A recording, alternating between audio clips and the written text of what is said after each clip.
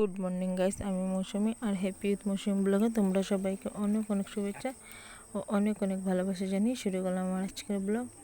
আর সকাল সকাল উঠে আমি এখানে বাসন মাজতে বসে গেছি আর মেয়েকে পড়তে বসিয়ে দিয়েছি। ওর দিদি এসেছে পড়ার, আর অনেকগুলো বাসন, এগুলো হলো রাত্রিবেলার বাসন, তাই আগে বাসনগুলো মেজে নিচ্ছি। আর আমার ঘর দোর ঝাড় দেওয়া হয়ে গেছে।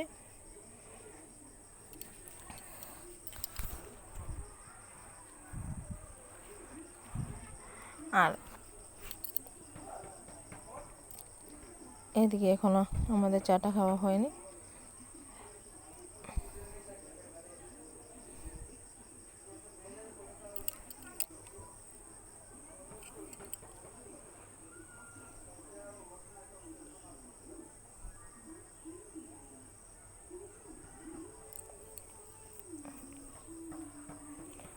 আজ সকালে আমার পেটটা অল্প ব্যথা করছিল, তাই ঘুম থেকে উঠতে একটু দেরি হয়েছে।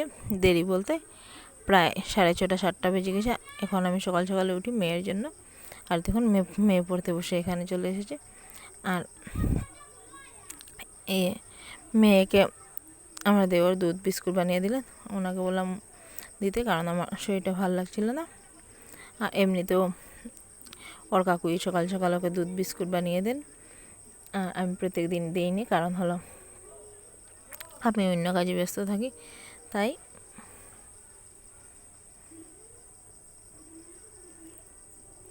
আর এদিকে উনি চাটা বানিয়ে খেয়ে নিয়েছেন। তারপরে আমি উঠে আর দেওরকে বললাম এক বালতি জল এনে দিতে, তাই উনি এখানে এক বালতি জল এনে দিলেন। আর আমি বাসনগুলো মেজে নিচ্ছি।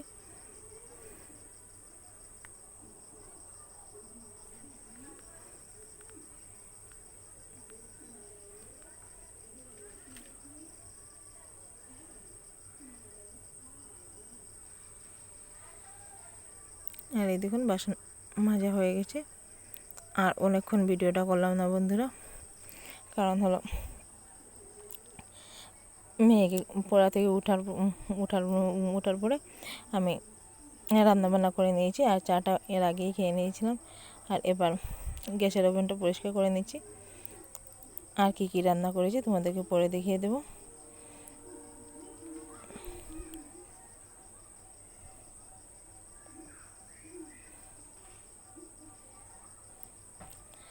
আর আমাদের গ্যাসের লাইটারটা শেষ হয়ে গেছে, তাই মোমবাতি দিয়ে গ্যাসটা জ্বলাই। তাই মোমবাতির ফুটা পড়ে ওভেনের মধ্যে, তাই সাদা সাদা হয়ে যায়। হঠাৎ উঠিয়ে দিই, হঠাৎ উঠাতে পারি না, তাই কখনো কখনো থেকে যায়। আর এদিকে শাশুড়ি মা দেখুন আমাদের গাছে হয়েছিল আটি কলা, এগুলো তোমাদেরকে দেখাইনি। এই কলাগুলো নিয়ে কলা দিয়ে আর পিঠে বানাবেন বলেছেন। আর পাশের বাড়ি দিদি এসে অল্প চাল গুঁড়া করে দিয়েছেন। আর আমি এদিকে দেখুন দেওরের রুমটা পরিষ্কার করে মুছে নিচ্ছি। আর মেয়ে আর এই রুমে পড়লো না আজকে, কারণ হলো ও পড়তে এসে শুধু ঘুমিয়ে যায়, তাই আর মেয়েকে আর ওখানে পড়তে দিলাম না। বাইরে গিয়ে পড়েছে, বাইরে মানে ওই আমাদের পাশের রুমটাতে পড়েছে।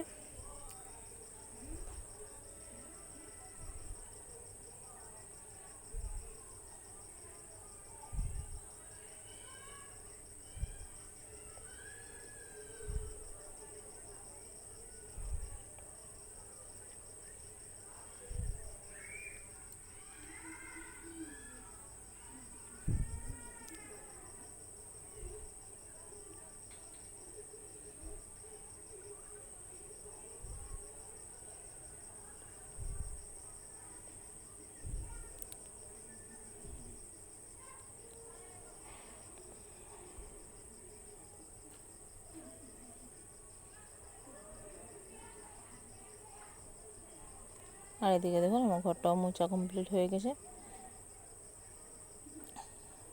আর মেয়ে কখন থেকে বলছে ওকে স্নান করে দিতে। আমি ভাবলাম ঘরটা মুছে তারপরে ওকে স্নান করিয়ে দিব। স্নান করিয়ে দিলে তারপরে তো ঘুমোতে যাইবে। আর এদিকে মেয়েকে স্নান টান করিয়ে দিয়েছি আমি। আর এদিকে শ্বশুরমশাই বললেন ওনাকে অল্প চা করে দিতে, তাই ওনার জন্য অল্প চা বসিয়ে দিলাম। উনিও অনেক আগে স্নান করে ভাতটা খেয়ে নিয়েছেন, আবার বলছেন একটু চা খাবেন, তাই ওনাকে একটু চা করে দিচ্ছি।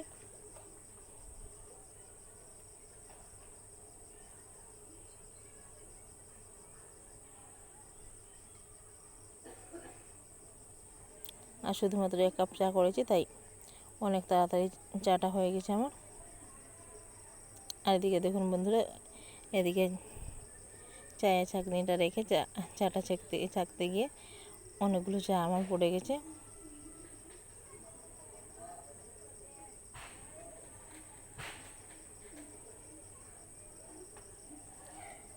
আর চাটা এদিকে আমি ফেলে দিয়েছি, অল্প পরে মুছে দেবো। আর এই দেখুন শাশুড়ি মা কলার পিঠেটা বানিয়ে নিয়েছেন এভাবে কলা পাতার মধ্যে।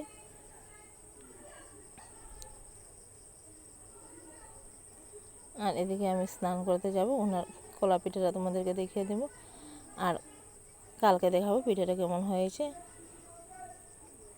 আর এই দেখুন এখানে স্নান করে চলে এসেছি। স্নান করে আসার পরে আমার হাজব্যান্ড বলছেন ওনাদেরকে ভাত দিয়ে দিতে, তাই ওনাদেরকে ভাত দিয়ে দিয়েছি। আমি রান্না করেছি মুসুরি ডাল, মূলো দিয়ে, আর কুচিয়া মাছের তরকারি, মিষ্টি কুমড়ের ভর্তা আর আলু ভর্তা করেছি। আর ভিডিওটা আজকের মতো অতটুকু বন্ধুরা। ভালো লাগলে লাইক, কমেন্ট, শেয়ার এবং সাবস্ক্রাইব করতে ভুলবেন না।